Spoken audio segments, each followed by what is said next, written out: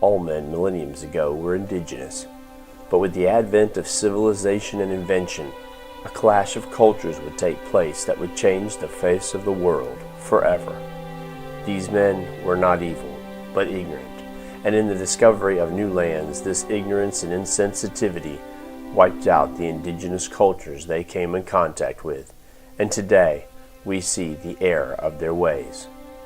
However, not every ancient culture is extinct, and there is a nation within a nation that wants to heal and reconcile their land, not just for them, but for the approximately 500 other Aboriginal nations that want to preserve their distinctive lands, cultures, beliefs, and languages.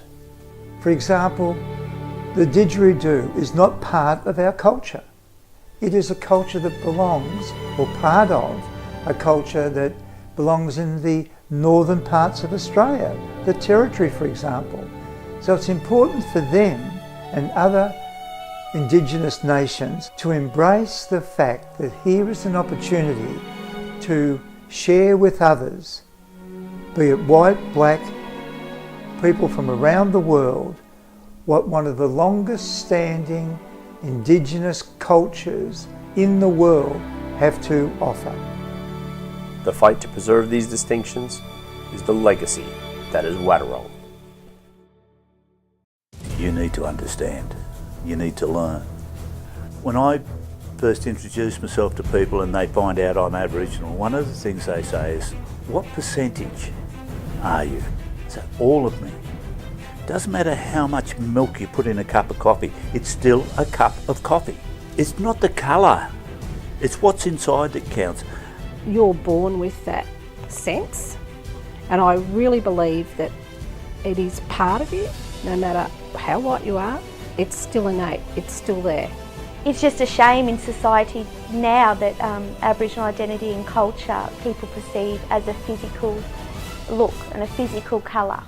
Because us as Aboriginal people, it's in our heart, you know, and our spirit, our culture and our identity. And the Aboriginal spirit to me is just to be a part of something bigger than you, to be a part of, you know, the land and the people. It's just sort of in you, like it's just that passion within you that you want it to continue on, to create a legacy.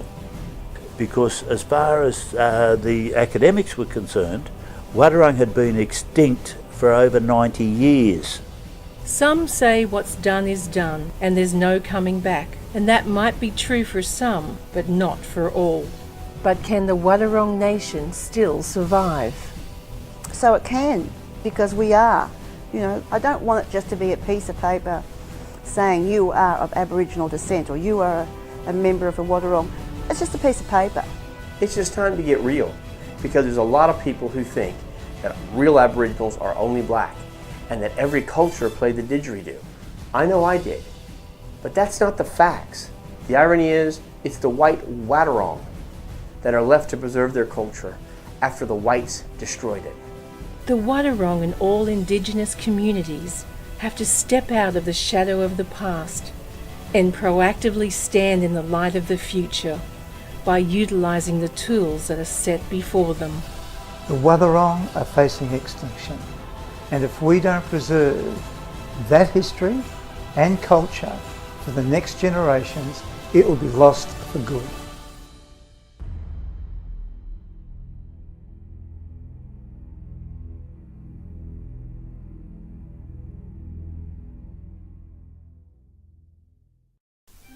Traditions are not meant to be lost but shared, and the spiritual connection in all things should never be overlooked. Technology, with all its advancements, can never replace relationship and all that goes with it. Wrongs have been made that can never be corrected, but a legacy worth remembering can still be created. We start off in the past because that's where we're based. That's where we get our strength from, we get our identity. In 1835, when the Port Phillip colony was founded, the Wadawurrung numbered between 1,500 to 3,000 people, but through killing, disease and mistreatment were thought to be extinct. In the late 1970s and early 1980s, a bloodline was discovered and the Wadawurrung were reborn. John Robertson, the white fella from England. Now, he come out, first of all he was in Tasmania, and he was one of the Robertsons who had a different philosophy, and he wrote to the government about a different plan. Now the plan he had was that we'll go in, we'll infiltrate, we'll learn about them, and then we'll move them. Now Queen Mary, she was a Watherong. She was queen. King Billy was her first husband. Now King Billy had 4 or 5 wives. And so how the women pleased King Billy, it was nothing to do with sex. It was to do with what they could give him that he liked. And how she would please King Billy, she would go and she would bring back to King Billy bottles of rum. And she would have sex with Robertson, but he would give her the bottle of rum. So Queen Mary Robinson, she was known to be a queen of the Wadawurrung people. I've got many documents that show the amount of effort and support she put in to advocate and fight for her family. She was a basket weaver, so I have documents that I share with people about her basket weaving. And she was the mother of John Robinson. John Robertson, who impregnated Mary. She had 2 children to this Robertson fella. Now I don't know whether they called him John or he was a different name, the white one, and John Robertson wanted to keep that one and train him up in his way. She had to have a certificate for the John Robertson, the dark one. And Mary, and I've got a birth certificate, because it was a white father but a black mother, and it was Queen Mary. It's got Queen Mary of Ballarat in brackets, Aboriginal lady. They wrote it down. Now you can't find any records of Aboriginals, they weren't existing. Now that John Robertson, he was born in Ballarat. Her son John Robinson, that became a very known icon and respected person of the Wadawurrung. And of course, as they say, there was only a few still residing on Wadawurrung country, and John Robinson was known to be one of those last residing. So you can see it's very hard to get Aboriginality because a lot of the tribes, their historians were wiped out real quick. Now, the story is that he grew up, he felt uncomfortable and moved on. And then he went down through, skipped in through out the back of the Western District and ended up in Warrnambool. From what I can talk and gather around, he actually got a job driving the Cobb & Co coach. So he was travelled. Now he married Esther Bladesley. Grandma and grandfather were working on a property, Tirranallum, out of Ballarat. And the work finished there, and they decided that they'd walk to Flamlingham. And now that took them 3 days. You can imagine where they slept. I often lie in my bed of a night and think, how did they sleep? They got to Flamlingham and they were rejected because he was a half-caste. That John Robertson lived on Askew's property close to Framlingham. John couldn't understand why he couldn't go to the settlement. And of course, under the Victorian law, only full blood were able to go there. Because 1, he wasn't full blood, and 2, his wife was a white person, was a white lady. And now he wanted to go there because that's where he felt comfortable. But he wasn't allowed, so he got a house close by Now, Askew's owned a big lot of property, and he'd had a couple of houses. They used to build little houses for their shearers, and they'd have shearers' houses there, and shearing only occurred one time in the year. And so what did they do? The house was generally empty. John Robertson and his wife had gone there and squatted. And then Askew wrote to the Victorian board, it's on record, and what happens is Askew wanted them to let him go and live in Framingham. I've seen a letter asking them to get off the mission, otherwise they'll take him to court and have him charged, and he could be jailed for that. So my understanding is that they lived in a lean-to, a bark hut in the bush. Now how they done that and what with the big branches of leaves and that. 3 times he applied to the county court in Warrnambool and he was rejected again. Nan, Mabel Violet Robinson, Nan was born in Purnham Bush, just outside Framingham Mission. She was one of 7 kids, only 3 had their births registered. Nan was one of them, but because they were living in the bush, the people from Fram were helping them. His great-granddad, he was away working and shearing a lot of the time, right? And great-grandmother was looking after the kids. I mean, how did they survive? He was a farm worker, a shearer, roustabout. He had a job as a grave digger because the normal grave diggers wouldn't do it because they considered the Chinese the same as blackfellas, like primitives and lowly people, and they wouldn't dig the graves for them. So great-grandfather did it. There is some confusion about John Robertson Jr.'s name being changed to Robinson, but it's during this time that most believe that somewhere somebody transposed his name from Robertson to Robinson, mainly because of white indifference, and it stuck, and all his documentation from that point forward stayed as Robinson. Another important document that I've received of John Robinson, it was actually his prison records, and in his prison records it actually shows many scars on his chest, many scars on his arms, and you know, for someone else reading that document, they would feel, gee, this fella's been in a lot of trouble over years. But they're actual tribal scars. So some of these documents, which tracing back history, have been something I've been able to connect with when it comes to ceremony and connecting back to the traditional customs and the traditional laws that, you know, my ancestors and my family have had for many generations on the Wadawurrung country. I wanted to find out just where John Robinson was buried. I know where my father and mother are buried in Hamilton. And it come to me one day, just an instinct, and I put a phone call to the Warrnambool Cemetery and asked did they have a man there by the name of John Robinson that would have been buried many years ago, an Aborigine, and he just said to me that he'd get back to me in 2 or 3 days, which he did. And he said, yes, we have. And we found John Robinson's grave, and that was 30-something years ago.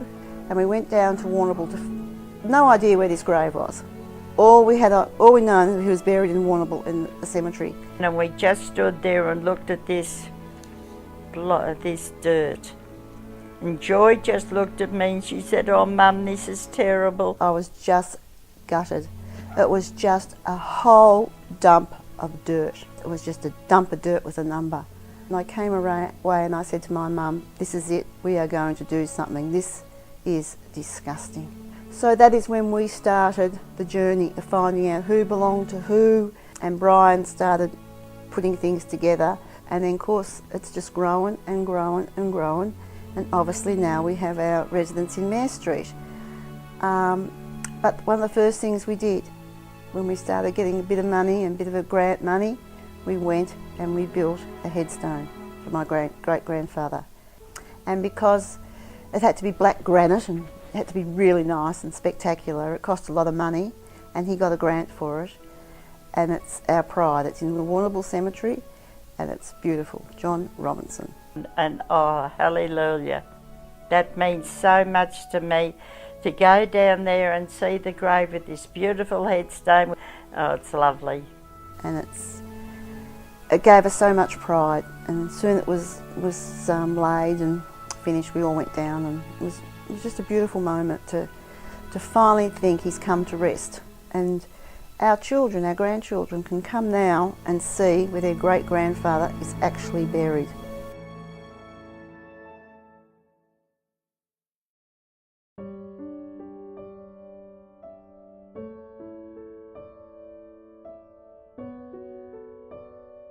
The Wadawurrung boundary was quite a large boundary, but we also live in a beautiful area that's surrounded by many oceans, rivers, quays.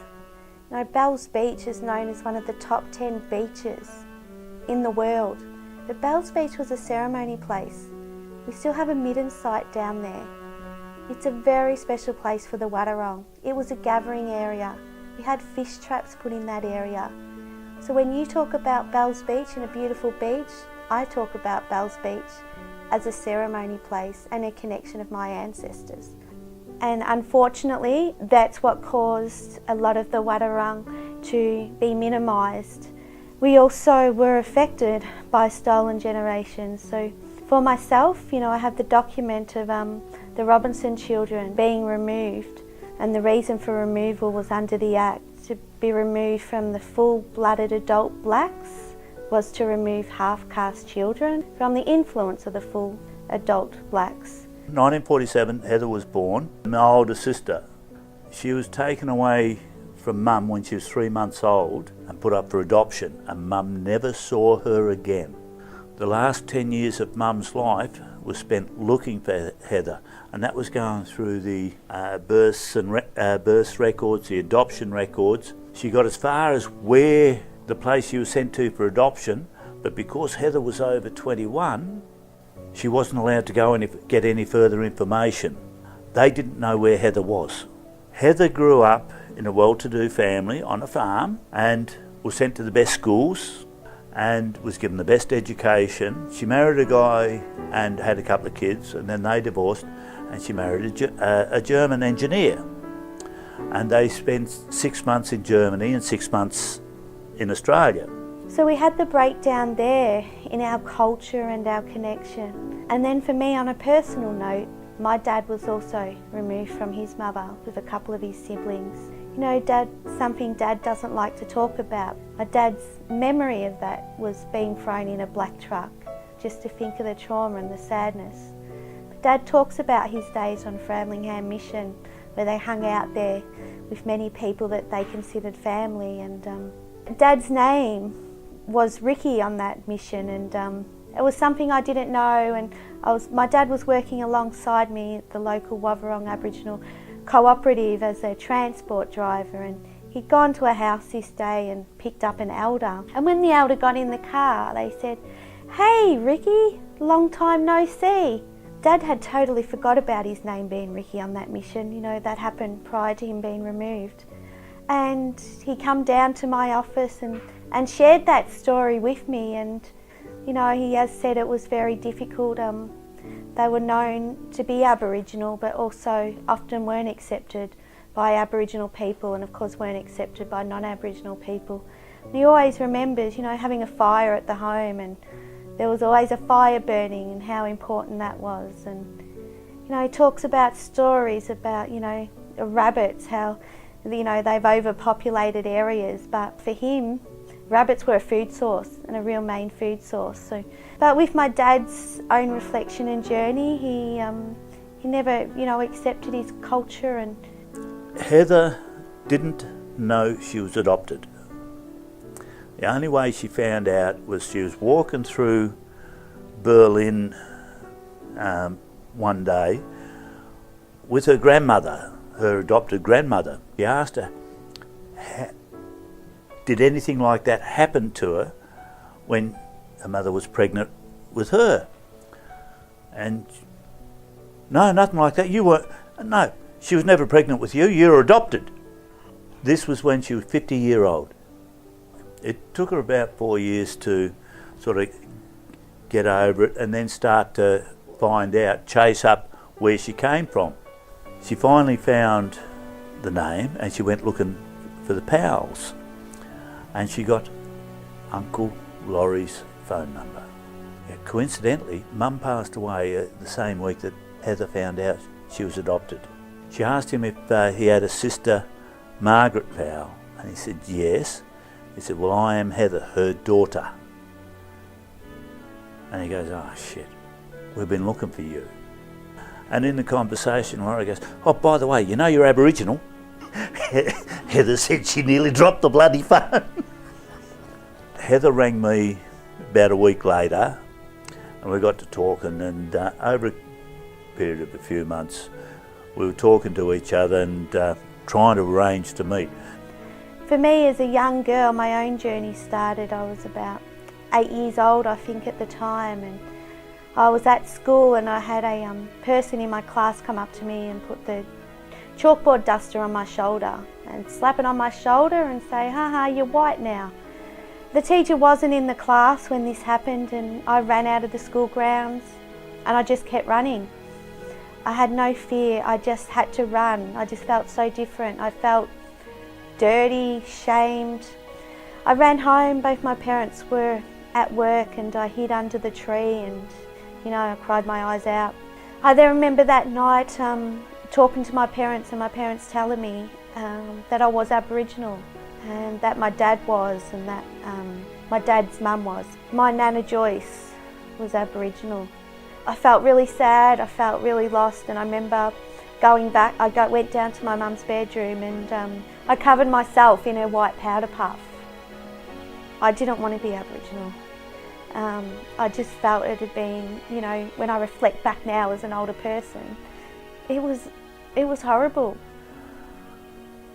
I'm nervous as hell. And Jan just turned to me and said, there's your mother. And I looked over and there was Mum sitting on the border, on the low brick wall in front of the dog on the tucker box. And Mum had died 4 years previously. It scared the hell out of me, and I walked, we parked the car, I couldn't wait to get out there and go up to see if it was real. And I walked up and I just walked up and said, Heather. And she stood up and said, Brian, yeah. We burst into tears. She's a spitting image of Mum. She talks like Mum. She gestures like Mum. And I still, to this day, Mum died in 1996, this was 2000. Still to this day, when I'm with Heather, I look at her and I get this urge to say, Mum. So then growing up, I had a real struggle with my identity. I didn't tell people who may have questioned my colour of the skin. My skin in summer would go really dark, but it'd also go really dry. So if I scratched my skin, I could pretty much write my name on my skin. And even growing up, because I was the darkest of them, gee, they gave me a hard time as siblings. You know, they were always picking on me about being darker and you're adopted and things like that. I always knew I belonged. I always knew they were my family. But still, you know, those things, you still question why you look different to them in a sense, and your skin colour. She asked me, why did Mum give me away? And I said she didn't.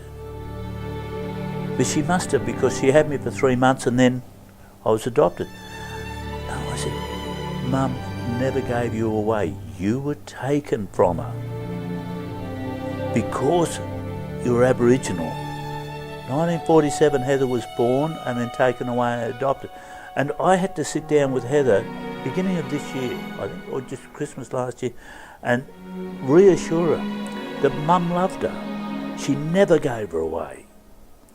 That she fought to keep her.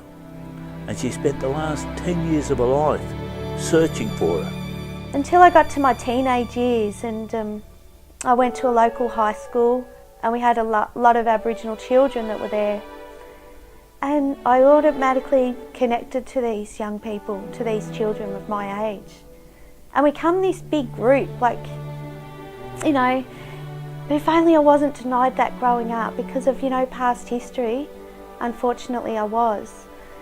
But we connected, and I felt this connection that I'd never felt, and I say to people, like, not having culture as part of my life and upbringing and part of my father's upbringing and journey, it had instilled, in a sense, a hole in my heart. And to connect with culture was what I needed to do for my own sense of identity and well-being. So when I, connected with these young people at my high school, I instantly felt family. I felt brothers and sisters. And connection was something I probably struggled with a little growing up, but I didn't when I met other Aboriginal people.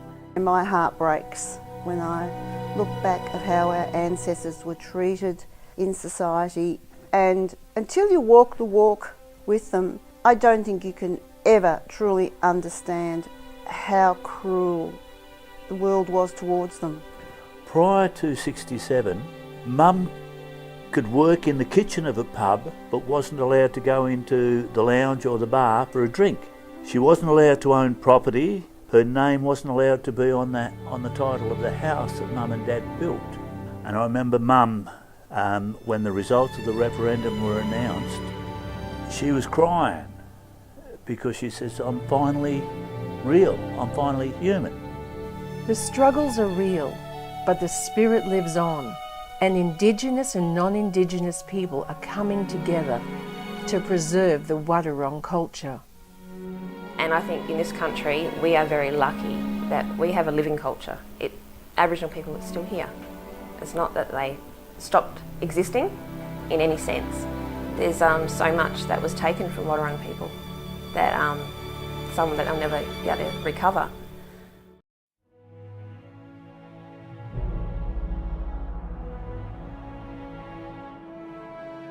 The past is our history, heritage and culture, and our present is preserving that past, but reaching out to a future that is sustainable and creates a new way of thinking. Most people don't know that there are over 500 distinctive Aboriginal lands, cultures and languages within Australia. And the sad fact is that some cultures are extinct, and others, like the Wadawurrung, that were thought to be extinct, can only be resurrected by tenacity and modern research. Today, Indigenous people make up 2 to 3% of the total population, yet they are the heartbeat of this great land, and their spirit defines Australia and all that it is today.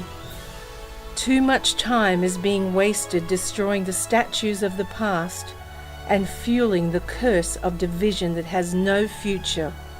Throwing money at a problem doesn't change it, but investing in ideas that create solutions by helping others does.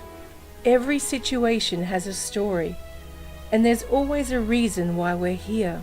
But eventually the past must become the past, and action needs to be taken towards the future. It's not about giving people fish indefinitely, but helping them become fishermen. It's not about giving handouts that keep people stuck, but a hand up through solutions that empower people, through an outlet that is sustainable and allows doors to open to existing industries like education, new media and tourism that provide future opportunities for young and old. And heard about the volunteer work that I was doing with Aboriginal young people in the region and how I was giving them opportunities and connecting them with their culture. Said I had 45 children dance this year, and to be able to grow them and be able to have some Aboriginal choreography and have some traditional costumes and that for them. That's why we have this organisation, so that we can go in, we can have a voice and we can protect our sites, our culture and our burials. And have to be really careful that you don't lose sight of what your ultimate aim is, and that is to preserve the culture of the Wadawurrung people and to make sure that the next generation knows. To include everyone, to be inclusive, is the biggest part of what we're trying to create, and I think that's the biggest part of what we stand for. So to exclude people, it just goes against everything that we want for going forward for the future. That if people have a good heart about it and they have the right intention and they have the right spirit within them, that they know that they can do good from this, then 100%, that's exactly what we want. It's time for change, but it's also time for respect, understanding and nurturing. Aborigines never believed in owning land because the land owned them.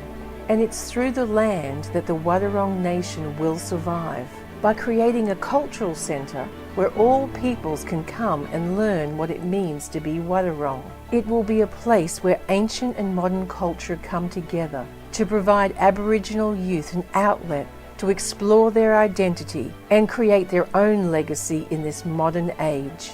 When we talk about a cultural centre, why can't we be another successful operation like Sovereign Hill and Ballarat? There's no reason why we can't. You just need vision, stakeholders that are prepared to share that vision and support it, and we as the Wadawurrung Nation are then educating, teaching, showing, experiencing what our culture represents. I think what people need to do is have a physical connection to our stories and to our areas. But we need to look to the future because we need to ensure that our culture doesn't die out. And that's what I'm scared of, that the young ones coming up today aren't embracing that heritage they have. Sharing of our culture and connecting people with culture, it's often seen as charity, and I think it's really important that people are acknowledged and valued and supported, whether it's financially or in other aspects, that we're supported to continue to do this. Because if we are, there'll be more outcomes like I've been able to achieve with the young people dancing. With visionary companies like Barwon Water and others, and the volunteer hearts of Corinna and Brian doing welcome to ceremonies, smoking ceremonies, and dance, there's only two questions that need to be asked. If not now, when? And if not us, who? It's all about personal responsibility, because there are ways of making the Wadawurrung Nation independent through education, tourism, and new media that will provide jobs and a future for the next Wadawurrung generations. And not only them, but for the non-Indigenous people who want to engage too. I think that modern culture and Aboriginal culture need each other more than they know. We're here, we're still fighting, we're still going to do it. And it doesn't matter what anybody says. We will not go away.